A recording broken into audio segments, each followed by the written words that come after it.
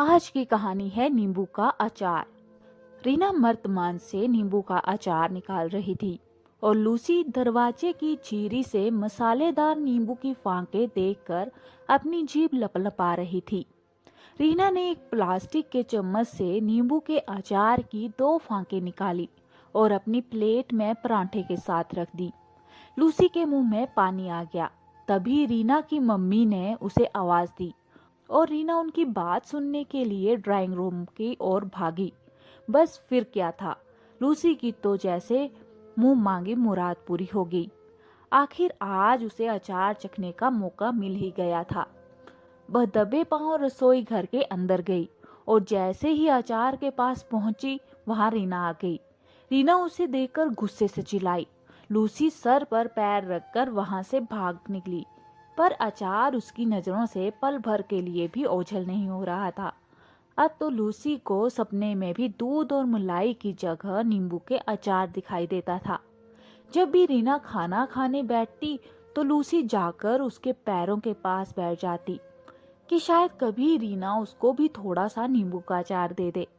पर रीना को तो गोल मटोल झबरीले बाल वाली लूसी इतनी पसंद थी कि वो कई बार मम्मी की नजरें बचाकर लूसी को अपने हिस्से का भी दूध और मिलाई भी उसी को दे देती।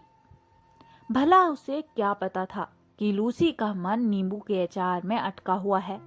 अब तो लूसी को जैसे मर्तवान को देखे बिना चैन ही नहीं पड़ता था। वह जब भी रसोई घर में जाती तो लाल मसालेदार नींबू वाला अचार देखकर अपने होंठों पर जीभ फिराने लगती। एक शाम को लूसी ने देखा कि रीना की मम्मी ने अचार का मर्तमान उतार कर फर्श पर रखा और फिर उसे वापस अलमारी में रखना भूल गई। लूसी को तो जैसे मुंह मांगी मुराद मिल गई। वो बेसब्री से रात होने का इंतजार करने लगी। जब सब खाना खाकर सोने चले गए तो वो दबे पांव रसोई घर की ओर बढ़ चली। उसने सोचा आज तो कुछ भी हो जाए, मैं मर्तमान से अचार निकाल ही लूंगी।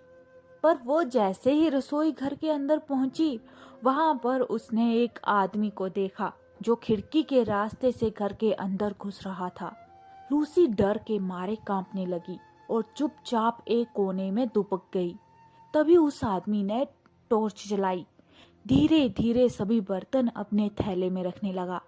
लूसी ने सोचा, अरे ये तो कोई चोर है, पर अगर मैं चिल्लाऊंगी तो कहीं ये मुझे भी अपने बोरे में बंद करके अपने साथ ना ले जाए। लूसी को ये सोच कर ही इतना ज्यादा घबराहट हुई कि वो उस कोने में ही सिमट कर चुपचाप बिना हिले डुले बैठी रही। तभी उस चोर की टॉर्च की रोशनी अचार के मर्तमान पर पड़ी।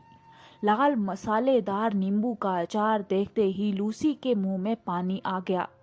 तभी चोर नीचे झुका और बड़ी ही सावधानी से उसने मर्तमान उठा लिया। अब तो लूसी के शरीर में अचानक हरकत हुई और वो चोर की तरफ ध्यान से देखने लगी। तभी चोर ने अपने बोरे का मुंह खोला और वो जैसे ही वर्तमान उसके अंदर रखने को हुआ, लूसी का खून खोल उठा। इतने दिनों से मैं जिस नींबू के अचार की एक फांक भी ना खा सकी, उसे ये पूरा का पूरा कितने आराम से उठा कर लिए जा रहा है। लूसी ने गुस्से से दांत किटकिटाते हुए कहा और चोर के ऊपर तेजी से कूदी।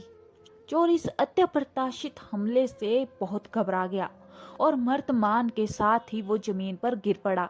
छनाक की आवाज के साथ ही मर्तमान टुकड़े टुकड़े होकर कई टुकड़ों में बिखर गया।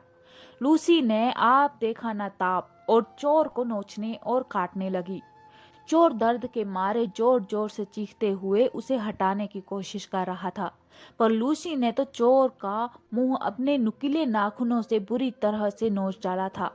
तब तक घर की सारी बत्तियां जल उठी और वहां पर रीना और उसके मम्मी पापा आ गए। उन्हें देखते ही चोर ने चिल्लाते हुए बोला, आप मुझे इसी वक्त पुलिस से पकड़वा दो, पर इस बिल्ली को मेरे ऊपर से हटा दो। रीना की मम्मी ने तुरंत पुलिस को फोन मिलाया और रीना के पापा ने एक रस्सी से चोर के हाथ पैर बांध दिए। रीना ने लूसी को गोद में उठाया तो उसकी मम्मी लूसी के ऊपर बड़े ही प्यार से हाथ फेरते हुए बोली, हमारी लूसी तो बड़ी होशियार है, अब कल से मैं इसे और ज्यादा दूध और मलाई दिया करूंगी।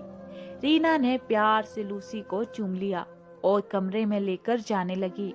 और बेचारी लूसी, वो तो अभी भी लगातार जमीन पर बिखरे लाल मसालेदार नींबू के अचार को ललचाई नजरों से देखकर होंठों पर अपनी जीभ फेर रही थी। दोस्तों, आपकी इस कहानी के बारे में क्या राय है? आपको ये कहानी कैसी लगी? अच्छी लगी है तो कमेंट बॉक्स में हमें जरूर बताएं और ज्यादा से ज्यादा लाइक और शेयर करें। और अगर चैनल पे नए हैं तो आपसे विनम्र निवेदन है कि चैनल को सब्सक्राइब करना ना भूलें। मिलते हैं किसी